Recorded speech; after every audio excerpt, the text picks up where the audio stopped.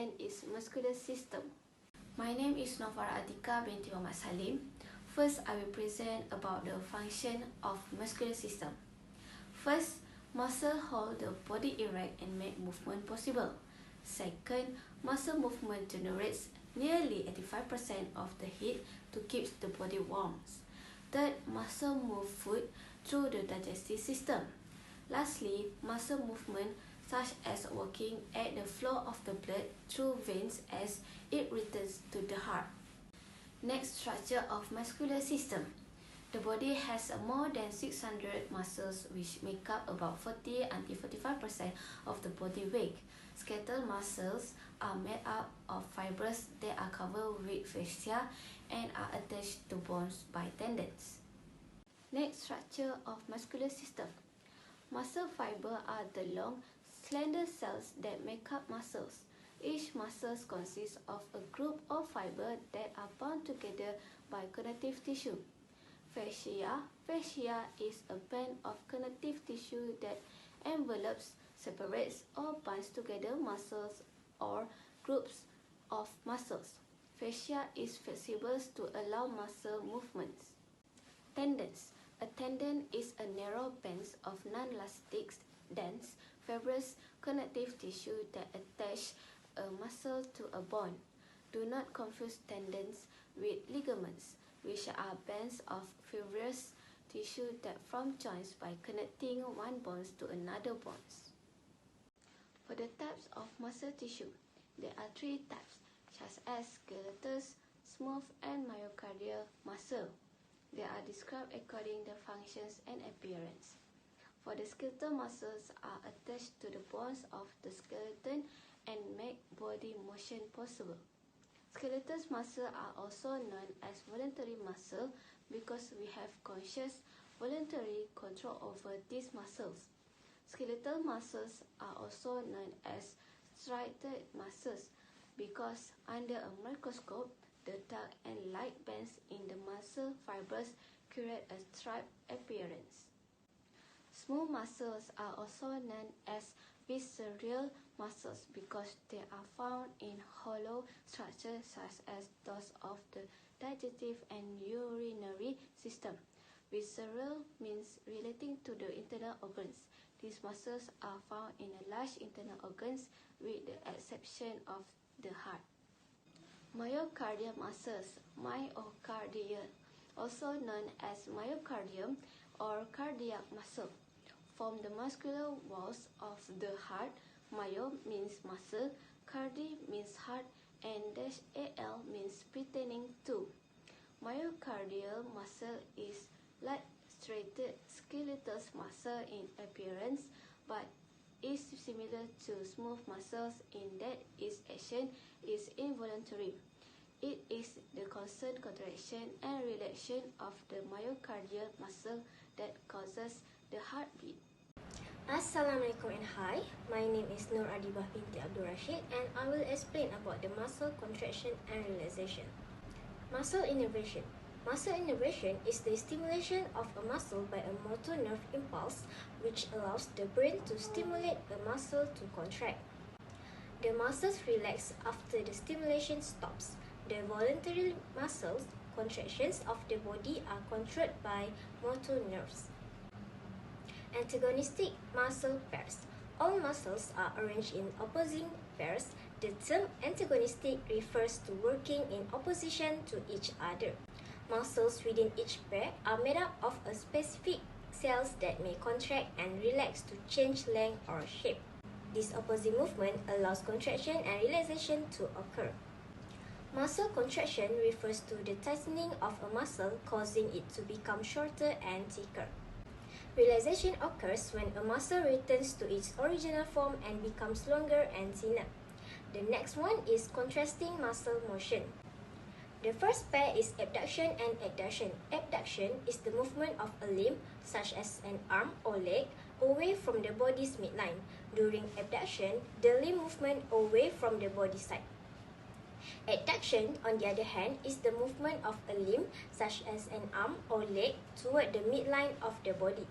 The limb moves inward toward the side of the body during adduction. Flexion and extension. Flexion means decreasing the angle between two bones by bending a limb at the joint, while extension means increasing the angle between two bones by straightening out of a limb.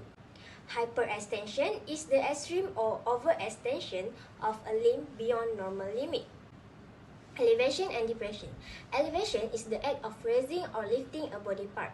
For example, the elevation of the levator anguli oris, muscles of the face raise the corners of the mouth into a smile. In contrast, depression is the act of lowering a body part. For example, the depressor anguli oris lowers the corner of the mouth into a frown. The next slide is rotation and circumduction. Rotation is a circular movement around an axis such as the shoulder joint. In contrast, circumduction is the circular movement at the far end of a limb. An example of circumduction is the swinging motion of the far end of the arm. Supination is the act of rotating arm or leg so that palm of the hand or sole of the foot is turned forward or upward. In contrast, pronation is the act of rotating arm or leg so that palm of the hand or sole of the foot is turned downward or backward. Both of these are shown in this figure. Dorsiflexion is the movement that bends the foot upward at the ankle, while plantar flexion is the movement that bends the foot downward at the ankle. Hai, Assalamualaikum warahmatullahi wabarakatuh. My name is ARASH NAJMI bin TUGIMIN, and today I'm going to talk about the muscles and also their functions. So let's go. So the first one is the muscles of head. So the examples of muscles of head is the frontalis. Frontalis helps in raise and lower the eyebrows. And the second example is we have the temporalis. Temporalis helps in moving the lower jaw up and back while closing the mouth. And the third one is the masseter. The masseter helps in moving the lower jaw up to close the mouth while chewing. So next, we have the muscle trunk. The muscle trunk consists of the pectoralis major, where it functions in chest muscles. And next, we have the external oblique or the internal oblique, where it functions in abdominal muscle. Next, we have the rectus abdominis, where it functions in assist in breathing. And the last one, we have this transverse abdominis, where it assists with laughing and also coughing. So next, we have the muscles of shoulder and arms. Firstly, we have the deltoid. So the deltoid helps in muscular cap of the shoulder. And next, we have the trapezius. So it helps in move heads and also the shoulder blade. And the third one, we have the biceps brachii. So it functions as to flexes our elbow. And the last one is we have the triceps brachii. So it helps in extends our elbow. Hi, my name is NURUL BINTI KADIM, and I'm going to present about the muscle of the leg. So the first one is the rectus femoris. This extends the leg at the knee and flex the thigh at the hip joint. And then the second one is the quadriceps femoris. It's made up of 4 muscles, including the vastus lateralis and vastus medialis, which flex and extend the leg at the knee. And then the third one is the hamstring group. It's involved is knee flexion and hip extension. And then the fourth one is the gastrocnemius. It's the calf muscle that flex the knee and bend the foot downward. The name comes from the Latin for stomach of the leg because of the way this muscle bulges out. So next is a medical specialist related to muscular system. So the first one is an exercise physiologist. It's a specialist who works under the supervision of physician to develop, implement and coordinate exercise program and administer medical tests to promote physical fitness. The second one is neurologist. is a physician who specializes in treating the cause of paralysis and similar muscular disorder in which there is a loss of function. The third one is occupational therapist or OT. Is help enable patients to participate in the activity of daily life, including self-care, education, work, or social interaction.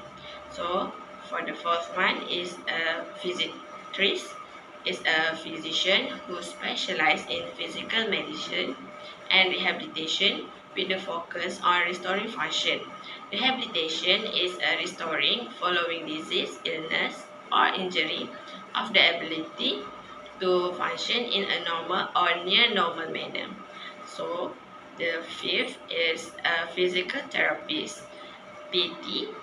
So, provide treatment to prevent disability or restore function through the use of exercise, heat, massage, or other techniques. So, the last one is a sport medicine physician. It is a specialist to prevent the treatment of injury of the bones, joint, and muscle for athletes and other active individuals. Hi, Assalamualaikum. My name is AFIQAH binti ISMAIL. So, I will explain about pathology of muscular system. So, first, we have fibers. Muscle fibers consist of a single muscle cell. Fibromyalgia is a chronic condition characterized by fatigue and pain. The symptoms often begin after an event such as physical trauma, surgery, infection, or significant psychological stress. Women are more likely to develop this disease than men. While there is no cure for this, a variety of medications can help control its symptoms. Also, exercise, relaxation, and stress reduction measures also may help. Next is fascia. Fascia is a sheath of stringy connective tissue that surrounds every part of your body. It provides support to your muscles, tendons, ligaments, tissues, organs, nerves, joints, and bones. Fasciitis is inflammation of a fascia. For example, the picture shows plantar fasciitis that will cause heel pain. It commonly causes stabbing pain that usually occurs with your first step in the morning. Tendons. Tendons is tissue that attaches as a muscle to other body parts, usually bones. Tendon synovitis is inflammation of sheaths surrounding a tendon, leading to joint pain, swelling, and stiffness. The symptoms may include difficulty moving the joint, tenderness around the joint, joint swelling, and pain in the joint. The treatment for tendon synovitis includes symptom alleviation, medication, therapy, and surgery. Tendinitis is inflammation of tendons due to overuse. The condition will cause pain and tenderness just outside a joint. Tendinitis can occur in any tendon, but it's most common around shoulders, elbows, wrists, knees, and heels. Chronic fatigue syndrome is a complicated disorder characterized by extreme fatigue that lasts for at least 6 months and cannot be fully explained by an underlying medical condition. The causes is still unknown and affects many body systems. Profound fatigue not improved by bed rest and may be worsened by physical or mental activity. So next is a muscle disorder. So the first one is adhesion. Adhesion is a band of fibrous tissue that holds structure together abnormally. Adhesion can form in a muscle or in internal organ as the result of an injury or surgery. So the second one is atrophy, means weakness or wearing away of body tissue and structure. Atrophy is of a muscle or muscles can be caused by pathology or by disuse of muscle over a long period of time. So that's all from me. Thank you. Myalgia is tenderness or pain in the muscle. It may be caused by stress overuse of particular muscle group, repetitive strain injuries, sprains and strains, excessive physical activity, and infection. You may feel deep muscle pain in the local area or widespread pain, dull or sharp pain, mild or severe pain that may last minutes or be constant, and pain with rest or movement. The treatment may involve medication, self-treatment, and physical therapy. The other muscle disorders are myocele and myolysis. Myocele is a herniation of a muscle through tear in the fascia, while myolysis is the degeneration of muscle tissue. And that's all from me. Thank you. Continuous muscle disorder. Myoresis is a rupture or tearing of a muscle. Myo means muscle, resis means rupture. For polymyositis is a muscle disease characterized by the simultaneous inflammation and a weakening of voluntary muscles in many parts of the body. Next, I will continue with the muscle disorders. So, few of the muscle disorders are the rhabdomyolysis. So, rhabdomyolysis is the cause of death of muscle fibers. So, next is the sarcopenia. Sarcopenia is the loss of muscle mass, strength, or the functions. So, that's all from me, Mama ARASH NAJMI. Thank you.